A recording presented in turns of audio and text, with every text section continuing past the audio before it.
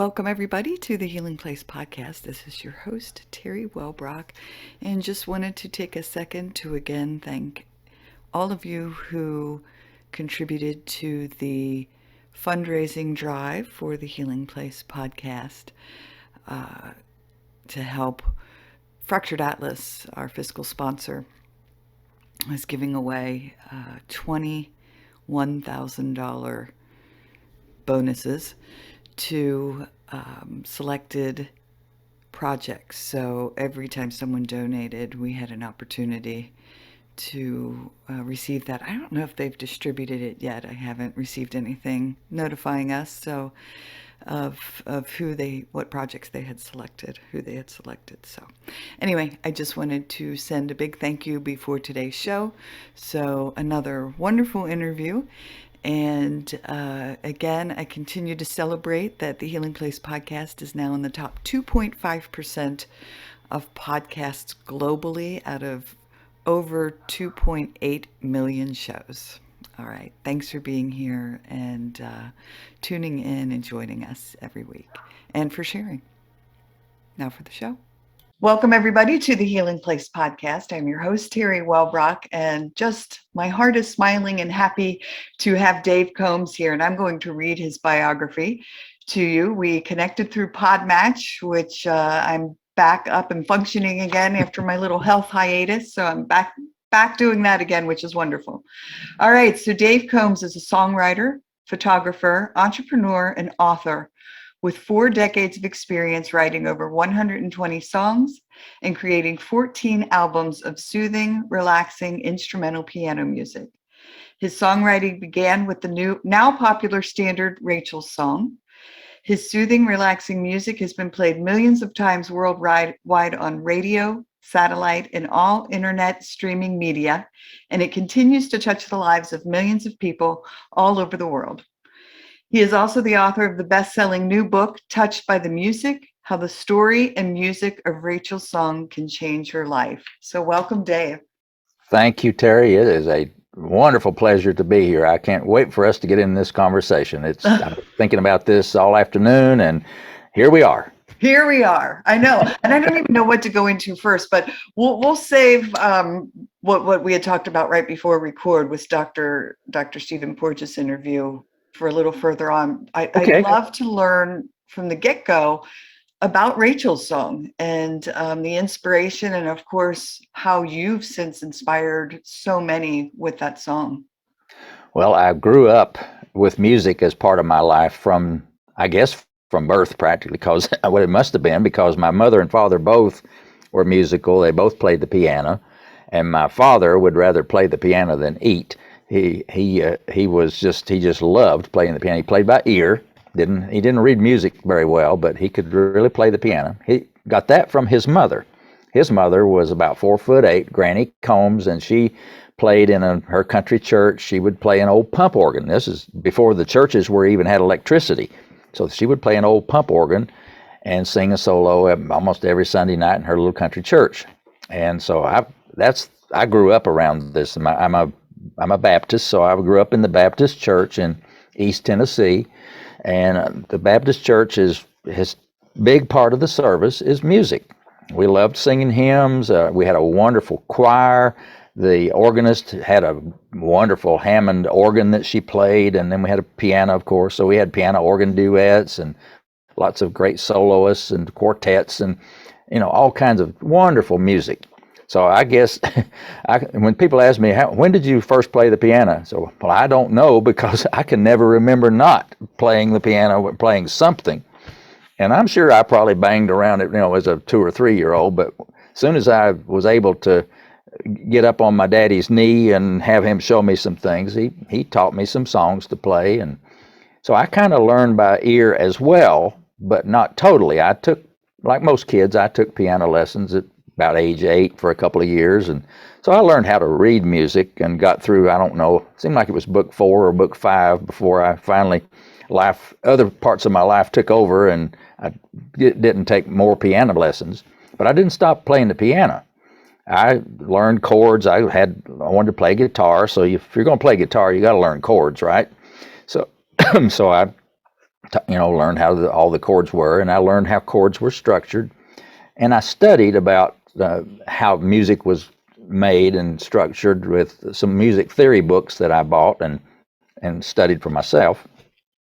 And even in college, when I was a math major and a physics minor, I sang. I volunteered and sang in the university choir, and on weekends and Wednesday nights, my local church, which was only 15 miles away, hired me as the choir director, as a part-time music person to direct the choir. So I stayed active with that.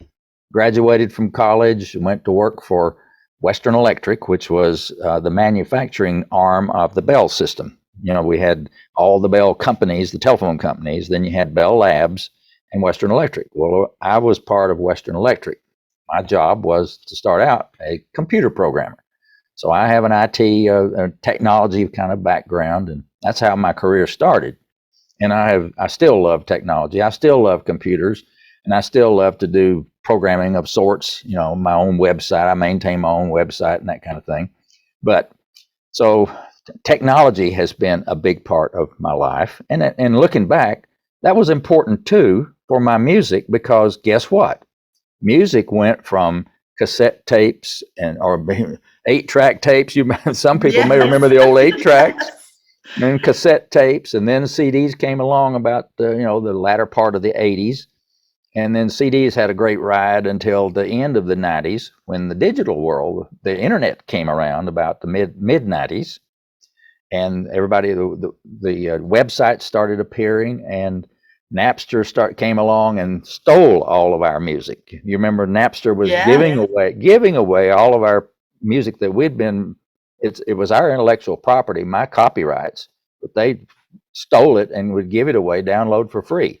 Well, fortunately, the courts finally put a stop to that. But by that time, the damage had been done in terms of, for the young people, thinking that, well, music doesn't have any value. Why would I pay $15 for an album when I can just download it from Napster for free? Right.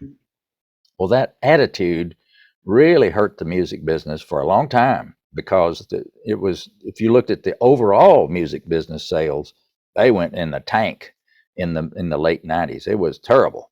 And when CDs were going out, and then finally Apple came along with iTunes and the downloads of music. You remember the very first time you could download a song for 99 cents. Well, that didn't sound like a lot of money, but if you think about it, an album with 15 songs on it for 99 cents, that'd be about a $14 to $15 for an album. Well, that was about a fair price.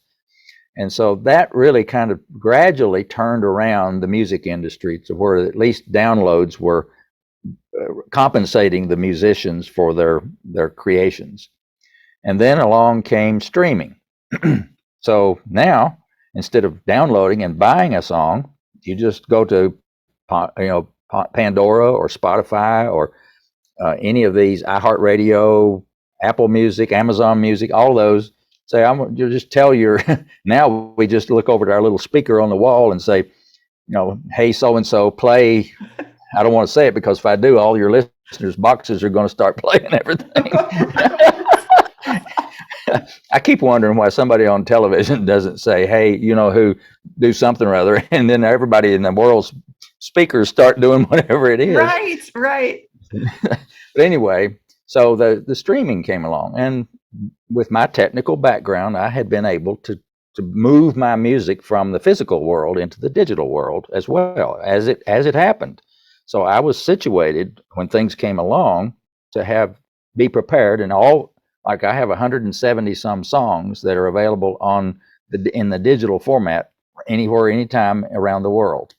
I wrote over 120 songs, and the others are favorite hymns and popular other songs other people wrote. So that's a kind of a history from me from birth to now. But you ask about Rachel's song, the first song that I ever wrote. Now, I was 33 years old when I wrote the song that became known as Rachel's Song. So for the first 33 years of my life, I didn't write any music, but I was conducting choirs and doing music, but it was other people's music. In January of 1981, I sat down at my piano and I just played this song.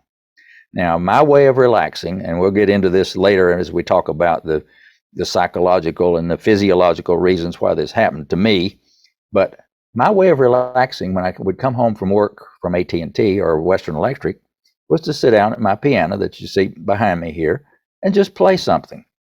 And the act of playing music on the piano for me was so relaxing. It just took my mind away from anything else and just totally focused on the music and the sounds I was hearing from the piano. And so that one evening in January of 1981, I sat down and I played this song. And I didn't think about it as playing a song. I just played it because it was a song I had never heard before, but I didn't realize I had never heard it before until later. Now, these are, you can talk for hours about what is inspiration, where does it come from, all this kind of thing. But to me, it was it was inspired music. I felt like it was a gift to me from God that I was just the lucky one that was sitting there playing that song for the first time. Because I can remember playing it, and it was as if I had heard that song millions of times, but I hadn't, because I knew what notes were supposed to be coming up next. And even I knew what the chorus was going to sound like and all of that. And I played it. I played again. It never changed. It was always, and still today, is that same melody and structure, has never changed. So that was the first song I ever wrote. And I didn't even know about it, writing it, until my wife came home from work 2 days later and said, no, she hadn't been, I should say that another way. She hadn't been at work for 2 days. It was 2 days later that she came home from work and said, Dave, what is this song that I've been humming in my head all day long? You know how you get an earworm stuck in there and you just hum and hum and hum. You get, what is that? Well, she couldn't think of the name of it. And she said, what is it? And she hummed a little bit of it. And I said, well, it doesn't have a name. Well, she got all excited. She says, what? You play it on the piano all the time. How come it doesn't have a name? I said, I just made it up. It's something I made up. Well, she got all excited and said, well, have you written it down? And I said, well, no, I've got it up here in my mind. I'm not going to forget it. And she said, oh, no, something might happen to you and that song would be gone. I want you to write that down on a piece of paper and put it in a piano bench. I said, yes, ma'am, I'll do that. So I did. I wrote the melody down and the chords that went with it and stuck it in the piano bench. We tried to come up with a name for it. Pretty song, but nothing we ever came up with fit the song. 2 years later, some friends of ours had a little baby girl. Her name was Rachel. And so we were asked to be her godparents. So at Rachel's christening service, Linda and I are sitting there, excuse me, in the back behind the family at the church. And we're, of course, listening to wonderful words the minister's saying about blessing this little baby girl. And it's a sweet, really sweet service. And at the end of the service, I punched Linda and I said, hey, what do you think about me playing this song that we've been trying to name all these years? And because there was a beautiful piano sitting up there at the front of the church, right on the middle of the platform was a grand piano. And she said, well, yeah, that's a good idea. So I went up to the front of the church and asked the family and the minister if I could play this little tune on the piano. Of course, they said yes. So I walked over to the piano, sat down, and I started playing this same song. And I got almost all the way through it. And I kept hearing people clearing their throat and sniffing a little bit, and I noticed my eyes were getting a little bit moist too, because not only was it a touching service just that we had just witnessed, the music brought out the emotions of that in everybody, including me. So when I finished playing the song, even before the notes had completely died away, I looked up and I said, from now on, this song will be called Rachel's Song in her honor. And that name fit. It was perfect. It could not have been a more perfect match between the song and the occasion and the name of the music. Oh my gosh, I have goosebumps, and you saw me wipe my eye. Yes. It's just so beautiful. And I so relate to what you say. I grew up Catholic, but still there were times when I would sit in the pews at church and not be able to control the emotions that I would feel arise from the music. It was always the music that would Hmm. trigger just this rise of emotions in me, and I just learned eventually to just let those tears fall. It was just something that needed Well, to come out, and music it's was tears of joy. It's tears yeah, of just wonderful emotion that comes out. It's just right, it's great. yeah. And so that was how the song got its name. And you know, when we went home after that, Linda and I looked at each other. Now, what are we going to do with this song? Now that it's got a name, we, so we weren't really sure what to do with it. All I knew was that it was special because it touched everybody that I played it for. Well, roll the calendar forward about 3 years. I was still working at AT&T, or still Western Electric at that point. And in 1986, I was having to work in Nashville, Tennessee.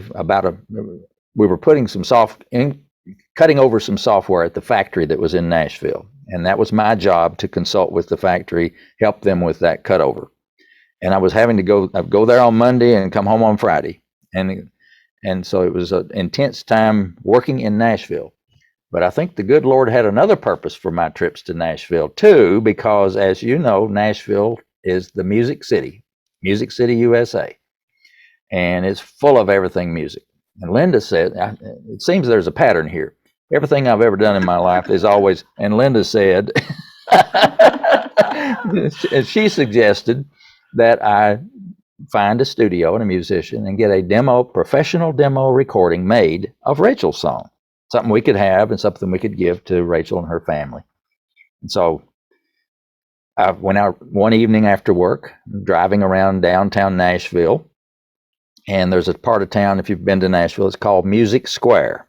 It's where the Country Music Hall of Fame is, and there's BMI and ASCAP headquarters and the RCA studios. I think Country Music Hall of Fame is there, and it's just everything music in that square. Well, I was driving down this one street called Roy Acuff Place. Roy Acuff, you may remember, was a well-known, well-loved country musician that was really made his name in the Grand Ole Opry, and everybody knew Roy Acuff. And so there's a street called Roy Acuff Place, and I go down the end of this street. There's a barn had a building, a great big building, looked like a barn, had that kind of a rounded barn look top to it. And in the front of it, it had a water wheel. And one of these, a water wheel like from an old mill. You've seen those on the stream. Great big, yeah. This one wasn't spinning. Well, no, I don't think it was spinning because there wasn't any water there, but it was the mill wheel itself was there. And the sign on the side of the building said the music mill. I thought, okay, well, this is encouraging. So I pulled in the parking lot, and I could see through the glass door, there was a man sitting in the lobby at a desk. So I went up to the door and knocked on it, and he unlocked it and opened the door, and he says, "Hello, I'm George Clinton. Can I help you?" And that's not the George Clinton that everybody thinks about, but because there's a lot of George Clintons around, I guess. This guy was a recording engineer in Nashville. I didn't know that at the time, but he introduced himself, and I told him what I was looking for was a studio so I could get a demo recording of my song I'd written. And he said, "Well, come on in." Well, he invited me into this great big lobby. It was like a two-story lobby, and over here on the left wall was a life-size picture of Glenn Campbell. And then right beside that was this big wide picture that had the group Alabama, the famous group. They're still famous and active. And then here's a big picture of the Forrester sisters, and then there's gold records and platinum records all around the walls. And so George says, well, Dave, you're in a studio. And I said, well, I've never been in one before in my life. And he said, well, there's nobody recording right now. Why don't I take you on a tour? So I said, all right, let's do this. So he took me into Studio A, big studio. We go into the big room where the musicians are usually there. Great big room. You could fit an orchestra in that room. I mean, literally. And I'm sure orchestra probably had recorded in that room. And over in the corner was a big 9-foot concert grand piano, and wow. And so he said, come on, let me show you where the magic happens. So he opens this great big thick door. It's a soundproof door into the control room. So we go in there, and I look, and right here in the center of it was facing the glass window where you could look out into the big room, a console that was about 8 feet long, it looked like to me. And it turns out it probably had 32 tracks of controls, and the sliders and buttons and lights and knobs, and it was impressive. And then around the wall were these digital recording machine, tape recorders, and all kinds of fancy equipment. And big speakers where you could hear the sound really well.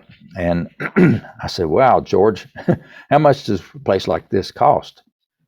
He says, well, it's $125 an hour plus engineer. Now, this was 1986. Now, if you take roll that forward to today, that would be close to $350 an hour. But back then, $125 an hour in 1986 was a lot of money. Well, he probably saw how disappointed I looked at that answer. And he said, well, don't worry, Dave. The fellow that owns this studio owns a little one across the street.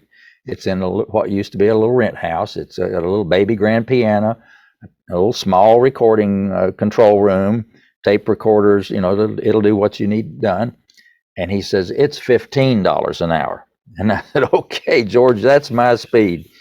Okay, now, all I need is somebody to play the piano.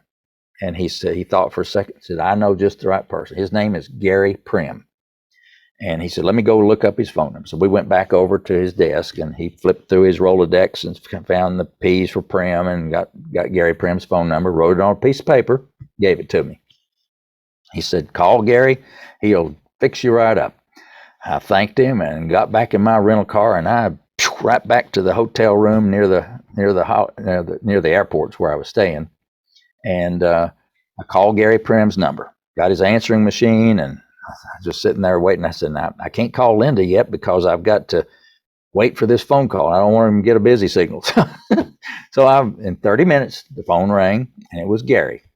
And he asked what he could do for me, and I told him that George Clinton had recommended him. And he said, well, that's all I need to know. Said, what do you need for me to do? So I told him, and he said, well, just send me a recording of you playing it. Send me a cassette tape of you playing it, and send me a lead sheet. And I said, okay, but what's a lead sheet? I didn't know what the language was in Nashville, and I'm kind of embarrassed now that I didn't know then, but he said, oh, it's no problem. He said, a lead sheet is just the melody written out and the chords that go with it. I said, well, I've got that. It's in my piano bench. I just didn't know to call it a lead sheet. So when I got back home on that Friday, I made my recording and sent the lead sheet to Gary. And then we had arranged for a couple of weeks later on a Friday evening to meet at this tiny little studio across the street from the music mill. And it was August the 22nd, 1986 at 6 p.m. I'll never forget it because that night changed my life. At 6 o'clock sharp, Gary comes walking in the studio with his synthesizer under his arm. It was a little analog synthesizer, a Yamaha DX7. And so he comes in, I meet him. It's a very friendly fella. I mean, just as, I'm from Tennessee as well. So we both spoke the same language. There's two languages, English and Southern. I speak both of them very well. So but anyway, so I met Gary, and he was just so friendly, and he sets up in the music part of the room, and then he starts warming up on the piano, the little baby grand, and the piano in this house turns out to be a Yamaha baby grand piano, which I later found out was the first Yamaha piano shipped from Japan to Nashville. So this piano had some history, and I'd love to know who all had played on that piano. I just kind of fantasized that I'm sure Elvis probably played on it, and so did Floyd Kramer and all these famous musicians, and they may have, I don't know. But Gary Prim was warming up on it, and I'm in the control room with the engineer, and so we're getting everything all set up with the tape recorder. And so Gary says, well, I'm ready. So the engineer says, well, I am too. So he pushes the record button on the tape recorder, and he says, we're rolling. That was all right, we're moving. So Gary starts playing Rachel's song. Now, I'm standing there listening to Gary play through the speakers in the control room, and I am absolutely blown away by what I'm hearing. Now, remember, I'm the only one that's ever played this song up to this point. I've never heard anybody else play it, and I've certainly not heard a professional piano player play it with an arrangement that was more fancy and really sounded great compared to my little simple arrangement. And I'm just blown away. Well, Gary gets about halfway through it or so, and he stops. And he said, I think I can do better than that. So just rewind it and let's start over and do it again. So rewind the tape, push record, we're rolling, and Gary starts playing again. This time he plays all the way through the song, no mistakes at all. Perfect, absolutely perfect. And I just can't believe what I'm hearing in this music. And if he'd have stopped right there, I would have been happy because it sounded wonderful to me, just the piano by itself. Yeah. But Gary says, no, I've got some more things to add to this that you're going to really like. He said, first of all, I'm going to double the piano part, which means he's going to play the piano part again, but this time on an electric piano sound on the synthesizer. So when you play the two together, it sounds really full. You know, it's like two instruments playing instead of one on the same note. It's just a fuller sound. So he gets his headset on so he can listen to the real piano, the acoustic piano part. And then he picks up the electric piano sound on the synthesizer. And he plays exactly what he played on the piano, right in the same beats. I mean, there were, as in musicians' terms, it was tight. Every note was just boom. There was no delay, or you'd think it was one instrument playing. Amazing. So he played the electric piano part through part of it. Now, when you listen to the recording, you can tell when the electric piano comes in because the sound becomes instantly a fuller sound to you, because he starts out in the very beginning of the song, just piano. All you're going to hear is the piano part. And then when the chorus comes in, you'll hear the electric piano come in. And from there on out to the end of it is the electric piano and the acoustic piano. Then he says, well, this needs some bottom and some top. And says for the bottom, he said, I want to add some low strings, like the cello or the bass violins, or not violins, bass stringed instruments. So he puts low strings, two more tracks on the recorder to record low strings.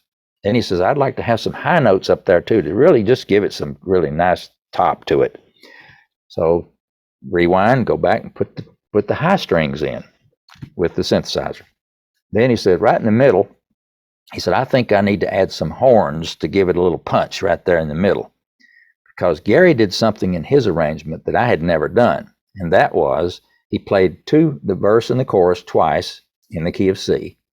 And the last time through, for the third verse and chorus, he bumped it up to C sharp, a half a step up on the piano. And he didn't do a modulation where you hear it coming. It was, once you ended the first two, it was boom, you're instantly up in the key of C sharp. And when you hear the recording, it just kind of bumps up your energy level when that happens. It just raises your awareness, and you're almost saying to yourself, whoa, what just happened? It's a really nice musical surprise, I put it. So he did that, and so finished all of that. He comes in the control room, says, I think that's got it done. So we rewound everything and listened to the whole thing mixed together. And Gary said, yeah, I like it. Well, I didn't just like it, I loved it. So anyway, I was so excited, and I wrote Gary a check for his agreed upon fee for the demo recording, and he took his synthesizer and left. And I had no idea whether I'd ever see that young man again or not. But it turns out I would see him a lot, and he and I would eventually go back in the studio over the years and record over 170 songs. Wow. 15 albums. And for 10 years, I would go to Nashville and rent a studio for a week. And I'd write send him the songs that I'd either written or we're going to record ahead of time. And we would be in the studio making music for a week. And over the years, Gary and I have just grown closer and closer together, and he and his whole family are just like brothers and sisters.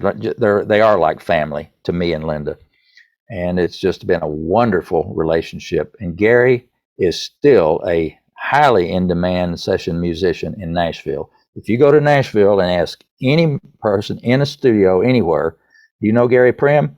Oh yes, we know Gary Prim. He is that well respected by, and you ask any of the big stars that record in Nashville, Alan Jackson. Well, Gary Prim is the piano player that's on Alan Jackson's favorite hymns albums, and he's recorded with all the big names, and they all love him, and so and for good reason. He's just a wonderful person and a wonderful musician. So anyway, after Gary left, and it's just me and the engineer, he mixes it down and makes me some cassette tapes of the recording. And a master tape, of course. He said, if you want to make any records ever, then you can use this master tape. Gave that to me, wrote him a check, and I left. And so I get down in my rental car. I've got these cassettes of the new Rachel song. Pop that in that cassette player in the rental car. Push play, turn it up loud.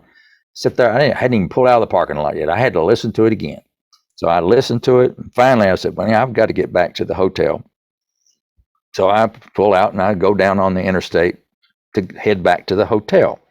Now, if you've been to Nashville, you also know that there is a very complicated interstate system there. There are 3 interstates collide or converge. They may do colliding too, but they converge together. It's I-40 and I-24, and I forget what the third one is, but they come together. There's flyovers, and it's a really complicated network of exits and entrances to get on the right interstate.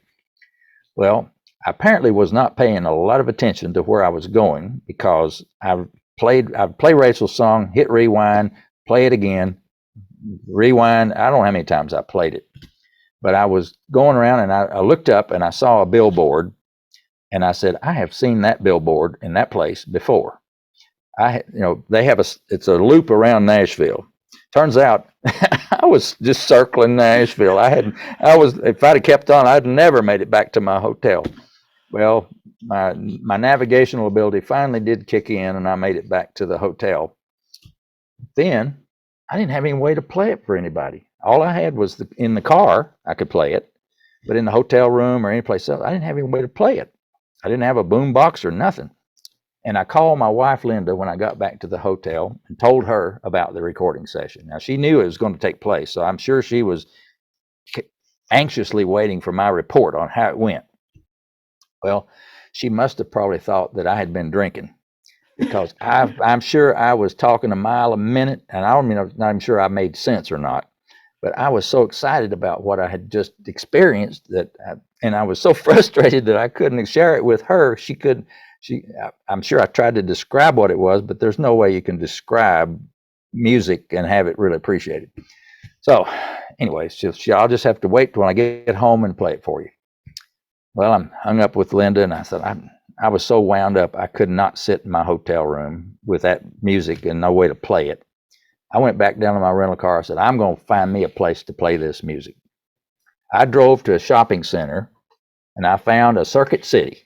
Yeah. Circuit City, yeah. Some of your listeners will remember that it was the electronics store, kind of like Best Buy is now, but it sold really nice stereo equipment and speakers and sound systems and whatever. So I went to a Circuit City, and I took my cassette, and I walked in the door, I rounded up me a salesperson, and I said, you all sell really high-end music equipment here? Yep. I said, well, how about showing me the best sounding system you got in the whole house here? And while you're at it, I want you to play this cassette tape. I want to hear how it sounds on your really high-end system. He said, okay. We go over this special room over at the side, and he pops the cassette in this player and turns it up. And I said, well, I turned it up real loud.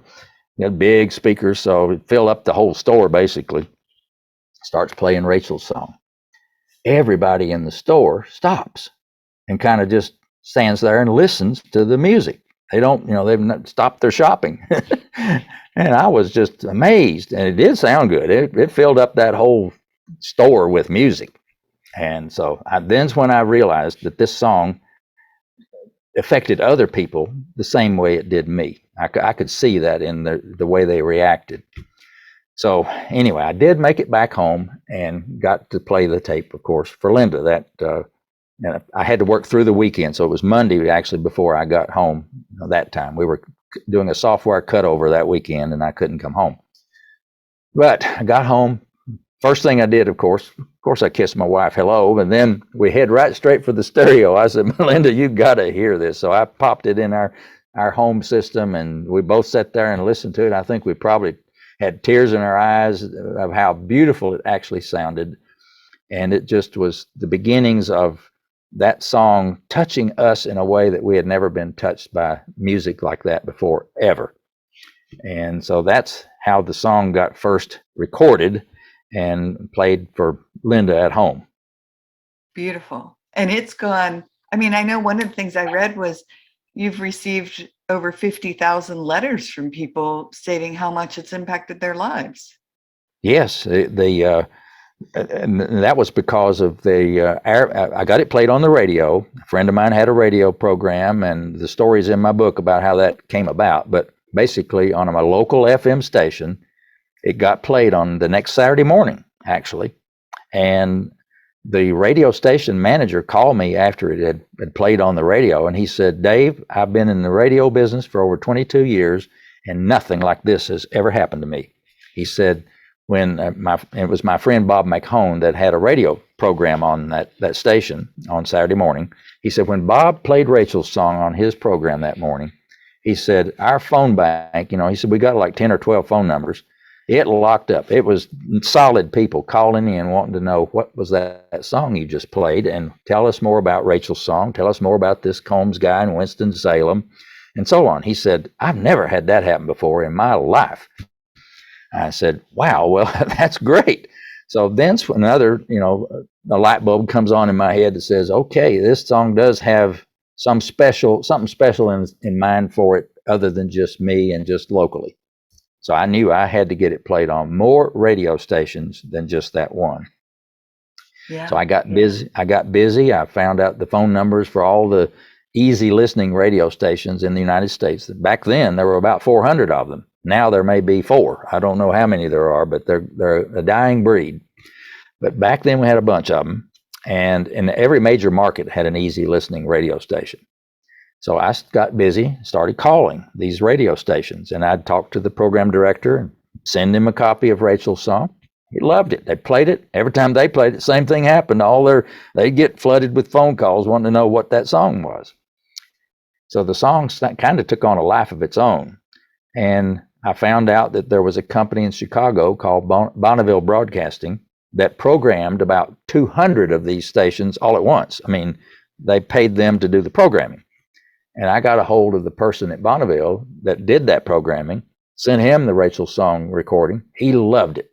He said, Dave, I'm going to put it on all my stations in the playlist. So instantly I go from a handful of radio stations around the country, 200 of them, all over the whole country. And then's when the fan mail started. People would track down my address from the radio station because I had it on the music I was sending to them. And they would write me a letter about, oh, man, I heard your song on the radio. One lady from Atlanta, Georgia, her first name's Dixon. She said, Dave, I was stuck in a traffic jam at Christmas time in Atlanta, Georgia, and a terrible traffic jam. And your song, Rachel's song, came on the radio. And it turned a terrible traffic jam into a pleasant experience for me. So that was just a short, sweet little note from her. And then I got another one from a lady in New Jersey. She said, I'm a newly certified EMT, emergency medical technician. Got my training, got my certificate. I'm qualified. On my way home with my husband, she said, we were driving down the street, and on the sidewalk, we saw an elderly man just collapse right on the sidewalk. I mean, just fell down.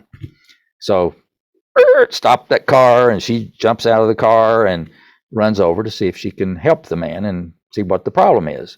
And so apparently he was having either a heart attack or a panic attack or something was really not well with him. And at the same time, she had opened the car door and ran over there, and the car door was still open and right beside where they were. And on the radio was this song playing. And so she yelled back at her husband. She says, turn that up, turn that music up. And he did. And so she was there comforting this gentleman in a very soothing, calming voice. Everything's going to be okay. And just listen to this beautiful music on the radio, and everything's going to be fine. And she said by the time the song finished, he had calmed down and was okay. Now, the people did come to look after him and check him out, and he was, in fact, okay. But because he had calmed down with her comforting him and listening to that music on the radio, he had basically recovered. And so that was amazing. And so she said, when I got back home, she said, I called that radio station, said, what was that song that was playing at 6:07 p.m. on such and such? And and then the DJ didn't miss a beat. He said, oh, that was Rachel's song. Apparently, she wasn't the first one that ever called him about that song. Right. So, well, so she. That's such a great story to lead us into then the whole, yes, what you had to tell me before we hit record about listening to my interview with Dr. Stephen Porges and the Polyvagal Theory. And just that impact of music and that mindfulness moment. I mean, really, he was having a mindful moment. Yes, he was. And apparently my music triggered this safety response. And to put it in Dr. Porges's terms, it was a safety trigger for him, that this music, this calm, soothing music, kind of took whatever was causing the trigger that caused the panic or the fear, basically the threat reaction that he had done and panicked and fell. It triggered him back into a safety response, which was more calming and let him settle down and just come back to normal. And so that was, until I heard your interview with Dr. Porges, I had not figured out that was probably the way medically or physiologically to describe what had happened. But I really think that's probably the effect, was that for some reason, Rachel's song does have this calming, soothing, peaceful. In fact, of those 50,000 letters that I've gotten over the years from my music, the one word that is used more frequently than any other is peace. And peace really is just kind of a catch-all phrase that encompasses all this safety, and you feel comfortable, you feel safe and peaceful, and everything's going to be okay, that kind of thing. So it is and I think it is an involuntary, what do you call it, autonomic response from your nervous system that gets triggered.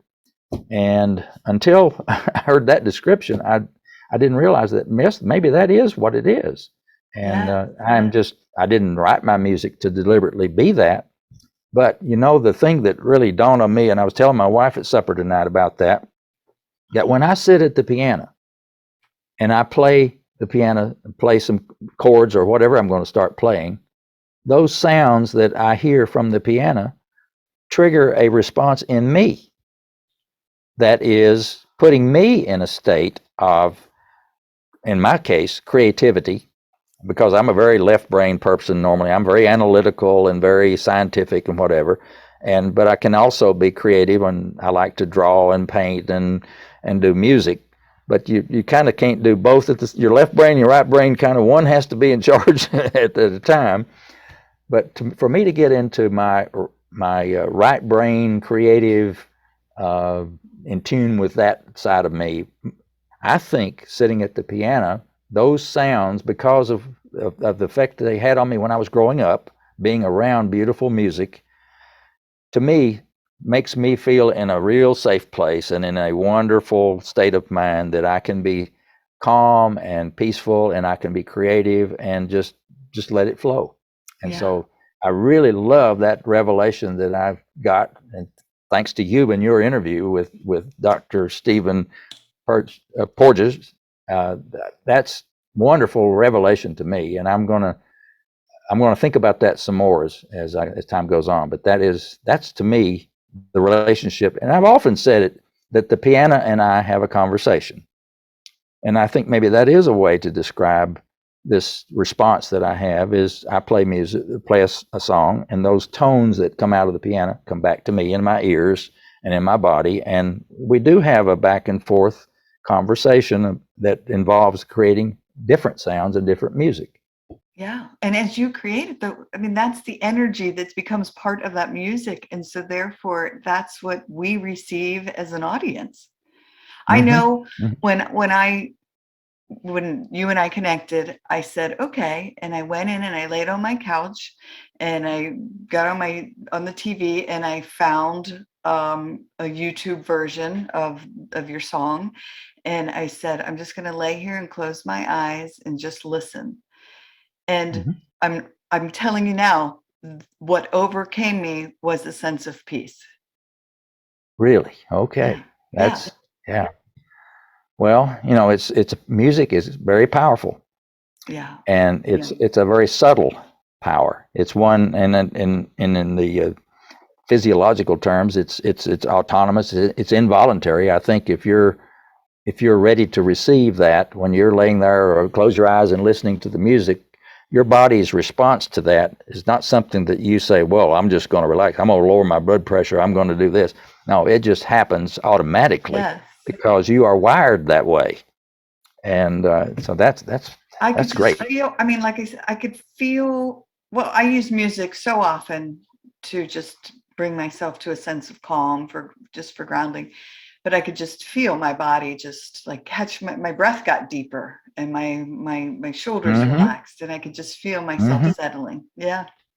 Beautiful. Yeah, like Beautiful. like Dr. Porges says, you get slow, deep breaths.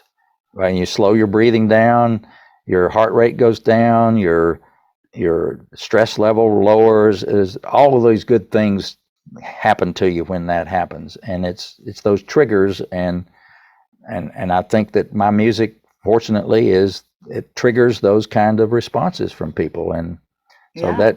and that's why I really wrote my book, was to spread the word about my music. I feel so strongly about the feedback that I've gotten from these 50,000 people. And when you get my book, chapter 21 of my book is 22 pages of excerpts of just a it's probably, I don't know, 40 or 50 of these notes that I've gotten from people.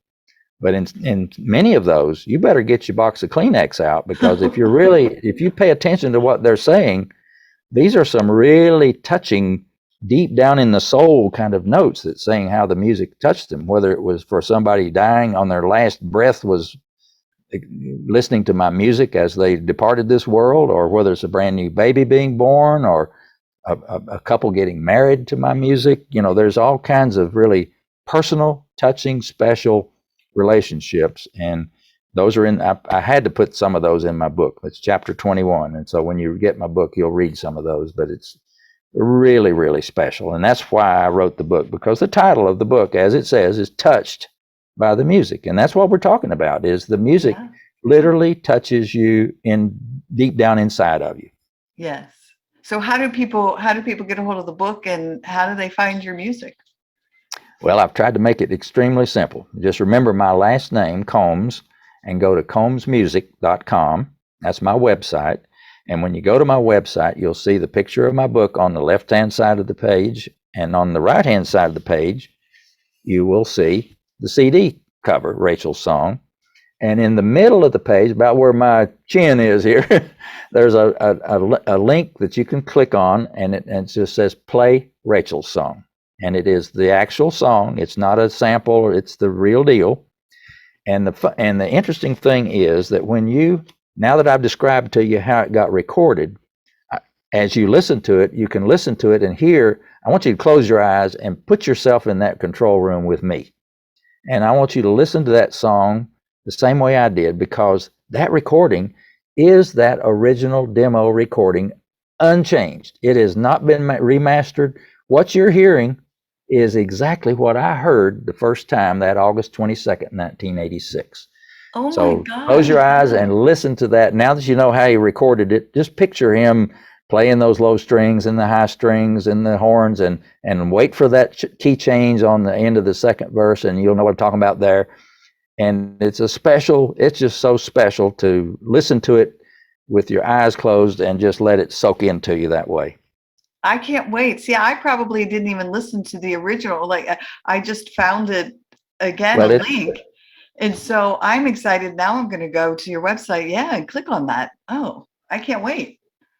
Well, the one you heard on the YouTube is the same recording, except that I Okay. took my recording and put my photography as part of the video. And because I'm also a photographer, I love to take pictures. And one of the first videos I ever made for YouTube was Rachel's song playing and some of my beautiful landscape pictures, sunrises, sunsets, and maybe the Blue Ridge Parkway, some really pretty pictures. And I put some of those quotes that are in chapter 21, just the 2-sentence short ones. Yeah. They're up on the screen so that as you're listening to the music, if you're watching it, you can read the quote of what somebody said, and then it'll go to another picture and another quote. But that also was that original recording, Oh, good. Okay. unchanged. I felt peaceful, and I was like, well, gosh, even with with that one. So, all right. So I just am so excited about this, what I've come to learn about this polyvagal response that has to do with my music. I'm just excited to read more about that, and I think I can now understand more of how people have responded to this, because it is really an involuntary response. One of the notes I got was from a family. They were on vacation, and they were up in the mountains, and they'd gone to this nice little gift shop, and I think it was about 3 or 4 of them, and they were wandering around in different parts of the gift shop, and the gift shop happened to be playing Rachel's song. And this lady says, all of a sudden, all 4 of us ladies that were traveling together, she said, we all kind of flocked at the same time over to the counter to inquire about the music. And she said, every one of us had tears running down our cheeks. We didn't know why or what, but they all reacted in the same way. And they looked at each other, and then they started laughing. They couldn't say, why are we crying because of this music? We don't even know what this music is. And so they ended up buying the music, of course. She said, and the shop owner, the gentleman said, he said, well, ladies, he said, that's not the only album this gentleman has. He said, do y'all think you could stand to listen to another one? But they bought all the albums that he had and took it home with them. And they wrote me a nice letter about their funny experience on the gift shop on the Parkway of hearing my music, and all of them getting in tears at the same time. Well, that's just so beautiful. As you first started talking about your story and how you played it, and you felt like you had played it a million times, all I kept thinking is, somewhere God, Jesus, somewhere in heaven, someone was playing this, and you just happened to be tuned in, and you just knew it, and you've shared it with all of us, and gosh, what a gift. Well, it has been an unbelievable journey, and here lately, my mission has been to try to spread the word about my music. Millions of people have heard Rachel's song, but there's hundreds of millions of people that haven't. Yeah. And so my mission is to basically introduce it to those millions of people that have never heard it before, and I hope that they will respond to it in the same positive way that all the other folks have in the past. Right. Now, if the audience, someone is listening and they want to write to you, can they reach out to you through your website?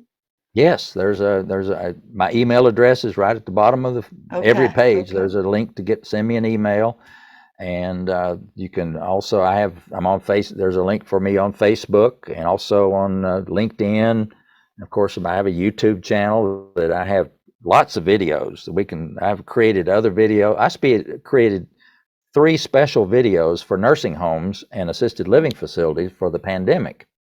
And these videos, or music videos, will play for 6 to 7 hours. They were designed so that the assisted living staff would not have to keep going over and push replay. They would just push play one time and then come back, and 6 hours later it's still playing. So it doesn't interfere with their work. Right. But all that time it's playing my music and the photography of my beautiful photography, so that the residents can see that and hear it and take their mind off of this pandemic and all the troubles. Because you remember 2 years ago, in fact, it was 2 years ago about this time, that they locked down the nursing homes. And they basically said, no family, you cannot come visit your relative. People in the rooms, you cannot go out to the dining room anymore. We'll bring your food to you. Right. So they were basically locked into their rooms, could not go anywhere. And boy, my heart just bled for those folks, because my mother had just passed away 3 years before.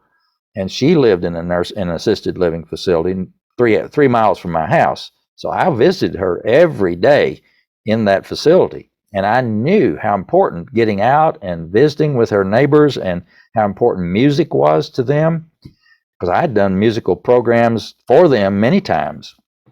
So I said, I got to do something. And that's why I created these long playing videos. And I have a special playlist on my YouTube channel. It's just Combs Music is my music channel. And there's a playlist that says long playing videos. And when you go there, there's 3 of them. And any one of them, you click on it and you can put it on your computer or on your big screen TV or whatever, and it'll play all day long. So beautiful. Awesome. Well, it has just been such a pleasure and joy to, sit with you and talk with you and hear your story. And it's beautiful. Thank you for sharing it with us. You're quite welcome. This has been a great day for me, because first of all, I was, even before I found out about this interview you did with Dr. Porges, but I was still looking forward to talking with you, because I knew about this healing aspect of my music, but I didn't know why or how. But I'm beginning to understand a little bit more about that now, thanks to you and your program, and I really appreciate that. So I'd be happy to. I'd love to come on here with me, and Dr. Porges again. The 3 of us have a conversation. Now, wouldn't that be something?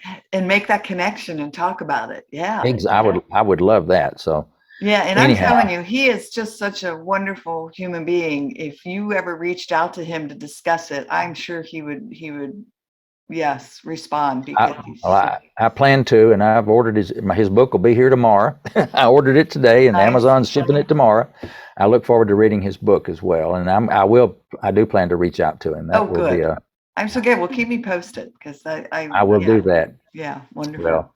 Well, I hope you get lots of positive feedback from our discussion today. It's been fun for me, I know, and I'm sure it will be for you and your listeners as well. Yes, and I'm so excited. I know I put at the beginning of this show, but I don't know if I had told you, but just this week I found out that the show is in the top 2.5% of 2.8 million podcasts globally. Whoa. And I was so excited. I walked around with this giant smile on now for like 5 days, and I can't wipe it off my face, because just knowing that people are tuning in, all of 112 countries now. And so people all over the world are going to hear this interview and resonate even more so with Rachel's song. And it's, again, I feel so blessed to connect with people like you. So thank you. Oh, wow. This is really special. So congratulations, by the way. That is no small feat, because I think somebody said there are over 3 million podcasts around the world. Was like, out of 2,800,000 and some other thousand podcasts, this one ranks in 2.5% top. So I was like, wow. Yay. Yes, indeed. Wow. Great. Okay. All right. Well, again, thank you for being here. And yes, it's just been a gift. Same here. And let's stay in touch. And you've got my email address at dave@combsmusic.com. Write me anytime. And awesome. I'd love to stay in touch. That's great. All right. Well, everyone, thanks for joining us today on the Healing Place podcast. And remember, until next time, be gentle with yourself. Thanks. Bye-bye. Hey, everybody. Teri Wellbrock again. Just wanted to thank you for listening to the episode today, and remind you to visit my website as well as the academy.teriwellbrock.com for the courses. But if you go to my website, teriwellbrock.com, you can sign up for my monthly Hope for Healing newsletter, which is also jam-packed with information and strategies and blog pieces and guest blog pieces and links to shows. And just a great space for, again, healing and hope strategies. Thanks for, again, being here and being a part of this healing space. I very much appreciate you. All right. Bye-bye.